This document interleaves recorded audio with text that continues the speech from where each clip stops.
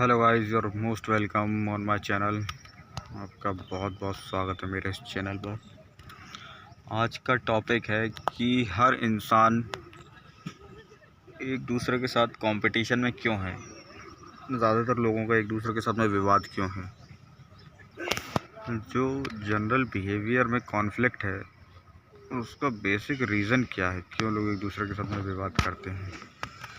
Actual में क्या रहता है कि everybody is raised by different environment.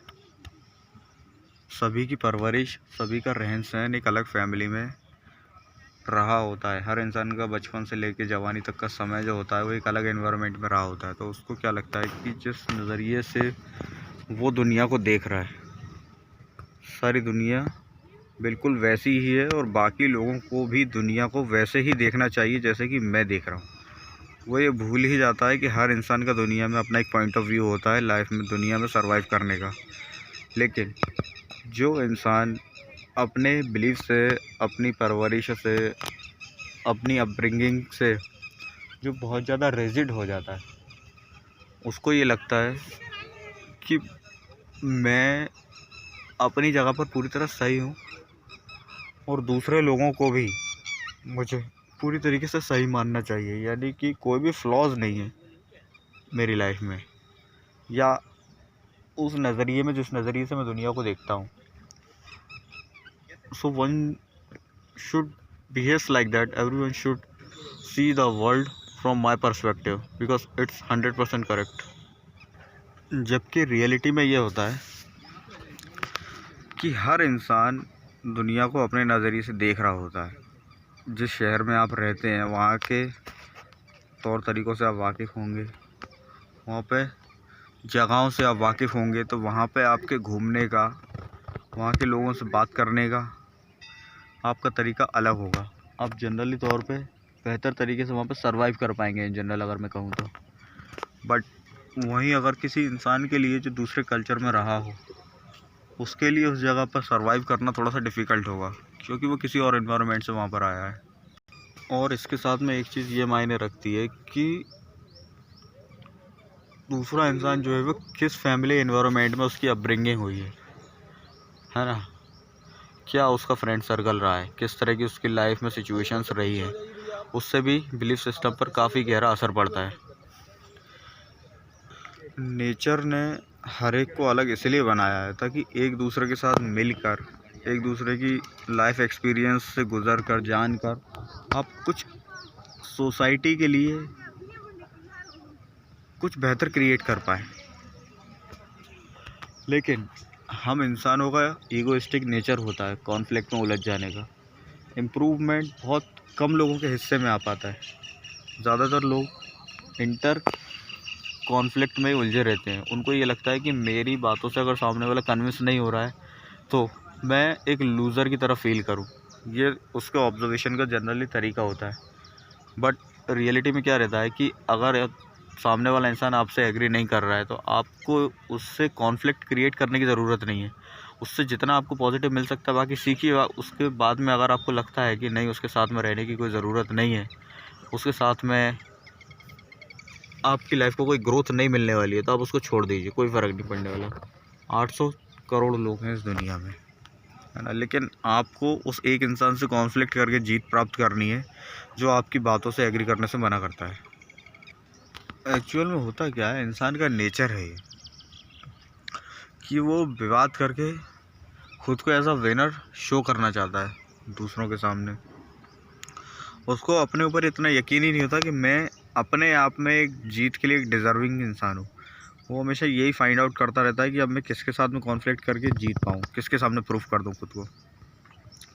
जबकि रियलिटी में उसे सिर्फ खुद के साथ में कंपटीशन है, अपनी पीस को उसको हासिल करना है, अपने पोटेंशियल को पूरी तरीके से अचीव करना है। लेकिन नहीं, उस पर उसका ध्यान नहीं जाता। इंसान का ध्यान जाता है दूसरों के साथ में कॉन्फ्लिक्ट क्रिएट करने के लिए। हाँ, तो मैं एक चीज़ आपको ये बता रहा था कि आप दुनिया को जिस तरीके से देखते हैं ना, दुनिया वैसे ही हो जाती है। लेकिन हम में से ज़्यादातर लोग अपने विचारों के साथ में, अपने बिलीफ्स के साथ में रिजिड हो जाते हैं। उनको ये लगता है कि अगर उनका बिलीफ सिस्टम टूटता है तो उनके सर्वाइवल को ख़तरा, उनके एविडेंस मिट जाएगा, धरती से विलुप्त हो जाएंगी उनकी प्रजाति। अगर वो उनके अगर वो कोई और उनका बिलीव अगर तोड़ देता है तो, क्योंकि उनके बिलीव सिस्टम के सहारे ही तो वो लोग जीते आए हैं लोग। इसीलिए इंसानों के अंदर ऐसा रहता है कि वो अपने बिलीव्स को तोड़ने नहीं देते आसानी से। अगर आपने देखा होगा कि अगर आप किसी को सुधारने की कोशिश करें तो वो इंसान सबसे पहले आपके साथ में बदला लेने के फिराक में रहता है। मतलब एक तरीके से देखा जाए तो आपका दुश्मन बन जाता है वो। उसको ये लगता है कि यार सामने वाला मतलब मेरे अभी तक के सर्वाइवल करने का तरीका जो रहा है बिलीफ सिस्टम के थ्रू, उसको ही नकार दिया आपने तो उसके लिए सबसे बड़े विरोधी आप बन जाते हैं। जबकि वो सिर्फ सत्य बता रहा है आपको, लेकिन सत्य तो लोगों को सुनना नहीं है। लोगों को तो चापलूसी पसंद है, हरामखोरी बेईमानी पसंद है। तो आप ये चीज़ नोटिस करेंगे कि जैसे ही आप दुनिया में अगर आप किसी को सही रास्ता भी दिखा रहे होंगे तो वो इंसान सबसे पहले आपका दुश्मन बनेगा। अगर नेचर को सभी लोगों के अंदर, सभी प्राणियों के अंदर, सभी जीवों के अंदर अगर एक जैसे विचार अगर डालने होते तो इतनी वेरिएशन क्रिएट होती ही नहीं, इतनी डाइवर्सिटी क्रिएट होती ही नहीं। हर पेड़ में एक जैसे फल, हर इंसान की एक जैसी शक्ल, हर इंसान के अंदर एक जैसे विचार, तो इतनी वेरिएशन, इतनी खूबसूरती होती ही नहीं दुनिया में। अगर आपको अपनी लाइफ में कहीं भी ये चीज़ नज़र आती है कि दुनिया में ये फ्लॉ है, तो उसमें सबसे पहले आप ये नोटिस करने की कोशिश करिए कि दुनिया को देखने का नज़रिया आपका क्या है। ठीक है ना? क्योंकि अगर आपकी लाइफ में हर प्रॉब्लम आपको दूसरों में ही नज़र आती है तो आपको एक चीज़ समझने की ज़रूरत है कि कुछ ना कुछ गलती अपने अंदर है। बेसिक लेवल पे ऑब्जर्वेशन में कहीं ना कहीं दिक्कत है, या फैमिली सर्कमस्टेंसेस में ऐसी कोई सिचुएशन है जो आपको फोर्स करती है उस तरीके से सोचने के लिए, उस तरीके से बिहेव करने के लिए, है ना। दुनिया में इतनी कॉम्प्लिकेशन नहीं है। अगर आप सच में अगर ख़ुद को बदलना चाहते हैं, अगर ये जानना ही चाहते हैं कि रियलिटी क्या है प्रॉब्लम की, है ना, अगर आप जानने के लिए तैयार हैं तो आपको जवाब भी अपने अंदर से मिलेगा। If you are ready to find the answer, definitely you will get the answer.